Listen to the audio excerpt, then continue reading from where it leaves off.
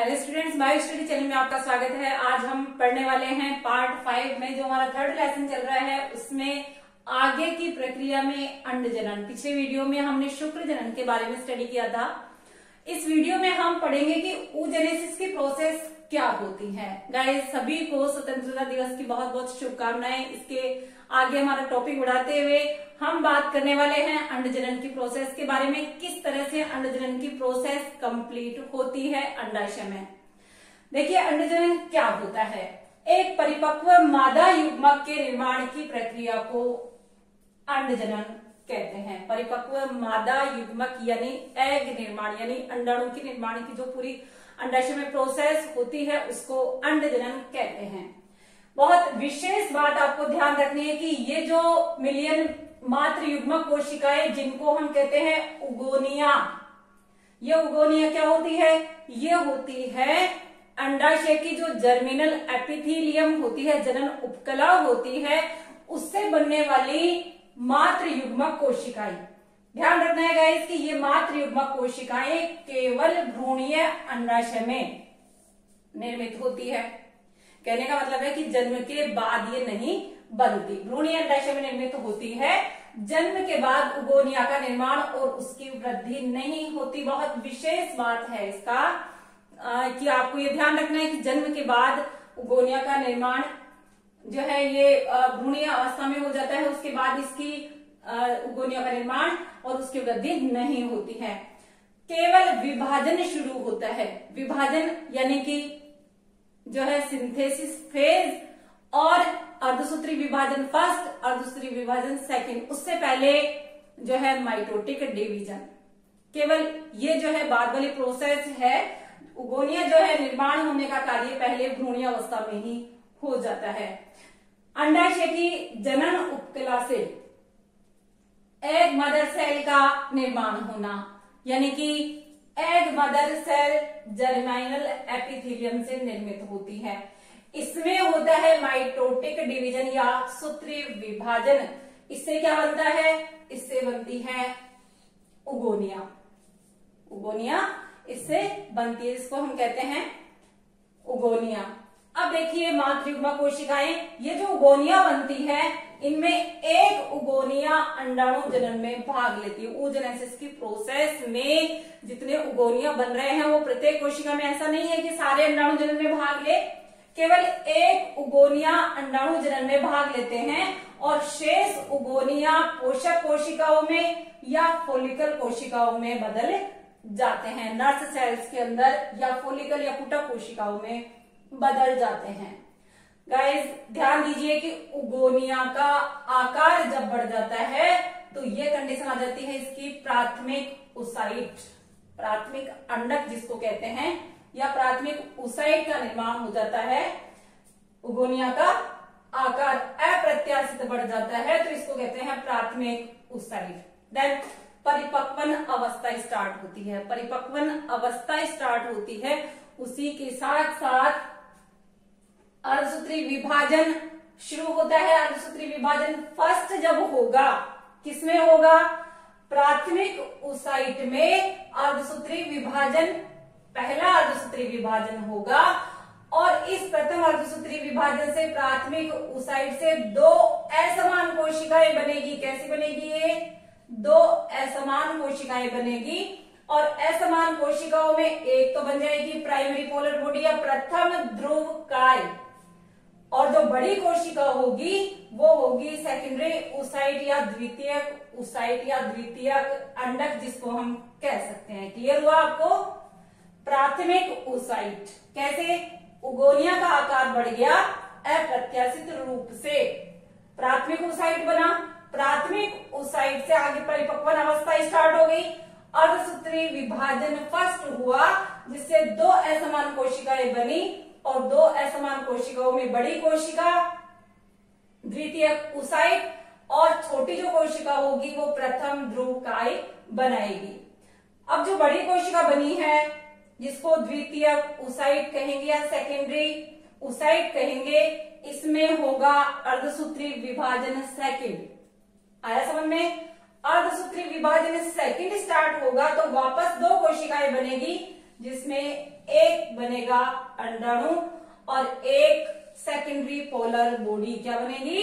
Secondary polar body. आप इसको note down कर लीजिए ताकि इसका अंडाणु का जो प्रोसेस हुआ है यहाँ पर कंप्लीट, इसमें आपके बहुत सारी परतें प्राथमिक ऊसाइट पे आती है, जिसको थीका इंटरना, थीका एक्सटर्ना कहते हैं। और फोलिकल्स का निर्माण कैसे होता है ये मैं आपको क्लियर करती हूँ, आप इसको नोट डाउन कर लीजिए। एक बात और आप ध्यान रखिएगा कि ये जो सेकंड विभाजन हुआ है, अर्धसूत्री विभाजन सेकंड, गाइस ये क्या होता है?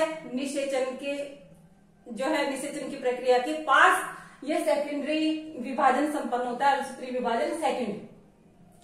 प्रथम अर्धसूत्री विभाजन पहले हो जाता है, लेकिन ये जो सेकेंडरी ऊसाइट में अंडाणु का निर्माण और सेकेंडरी पोलर बॉडी बनी है, ये निषेचन के जस्ट पास जो है अवस्था आती है, तब ये विभाजन संपन्न होता है। तो आप इसको नोट डाउन कर लीजिए ताकि फॉलिकल्स, ग्राफियन फॉलिकल्स क्या होते हैं, प्राइमरी, सेकेंडरी, टर्शियरी फॉलिकल क्या होते हैं, ये मैं आपको क्लियर करूं।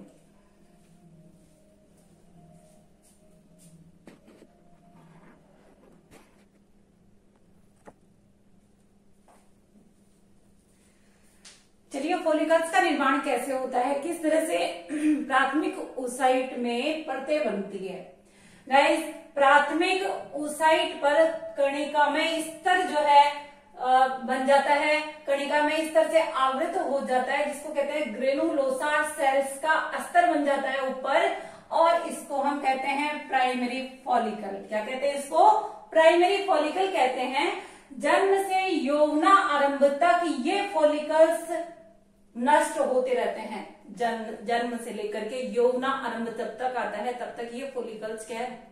नष्ट होते रहते हैं। इसीलिए करीब 60 से 80 हजार प्राइमरी फॉलिकल्स ही शेष बचते हैं यौवनारंभ तक। प्राइमरी फॉलिकल्स पर जो परतें बनती है, थीका इंटरना और थीका परत एक्सटर्ना, जो परतें बनती है, इससे क्या है?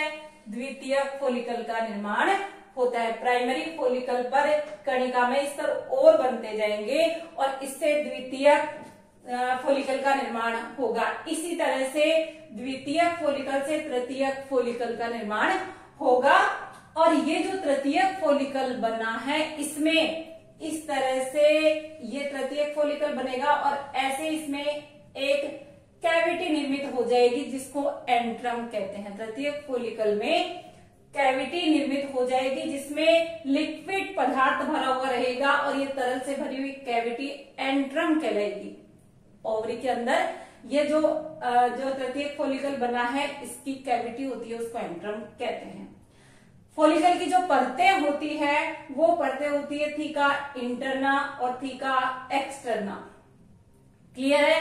देन इसके बाद देखिए टर्शियरी फॉलिकल बन चुका है और इसके अंदर क्या है? प्राथमिक ऊसाइट। मैंने आपको अभी डिवीजन बताए थे, मियोटिक डिवीजन यानी अर्धसूत्री विभाजन फर्स्ट और सेकंड। ये टर्शियरी फॉलिकल में प्राथमिक ऊसाइट जो है अर्धसूत्री विभाजन के लिए तैयार होता है, इसलिए प्राथमिक ऊसाइट अपने अंदर ग्रोथ करता है, वृद्धि कर लेता है, प्रतिशत वृद्धि हो जाती है, परिपक्वन स्टेज आती है और अर्धसूत्री विभाजन उसमें शुरू होता है। तो टर्शियरी फॉलिकल में प्राथमिक ऊसाइट ने ग्रोथ कर ली अच्छे से।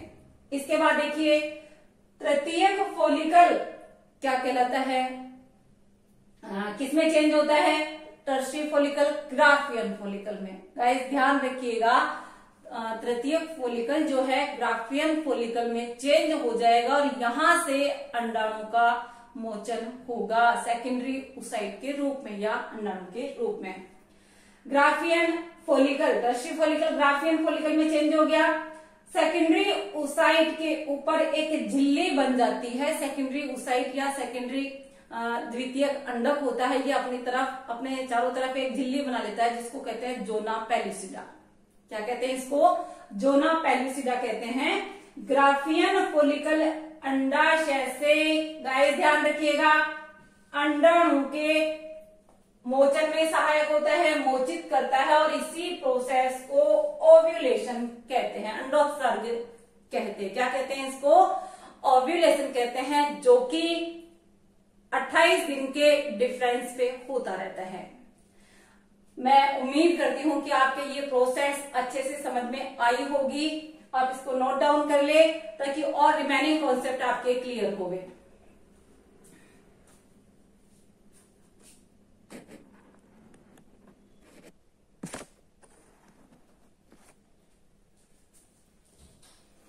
चलिए अब अंडजनन का आरेखीय निरूपण मैं आपको समझाती हूँ कि किस तरह से जो मैंने आपको बातें बताई है आप आरेखीय निरूपण में कैसे आप उसको समझोगे। देखिए मैंने आपको बताया था कि गर्भ धारण वाली अवस्था या जिसको कहते हैं भ्रूणीय अवस्था, भ्रूणीय अवस्था के समय गोनिया का निर्माण हो चुका होता है। ठीक है, अब उनमें माइटोटिक डिवीजन से प्राथमिक अंडक का निर्माण होता है।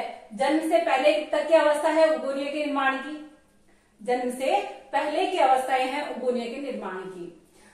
अब देखिए प्राथमिक सूत्री विभाजन हुआ और प्राथमिक अंडक का निर्माण हुआ, ये सारी प्रोसेस कंप्लीट यहां तक चल रही है। उसमें गुणसूत्रों की संख्या द्विगुणित अवस्था में है कोशिका, यानी 46 जो है क्रोमोसोम्स, कंप्लीट क्रोमोसोम्स इसमें हैं।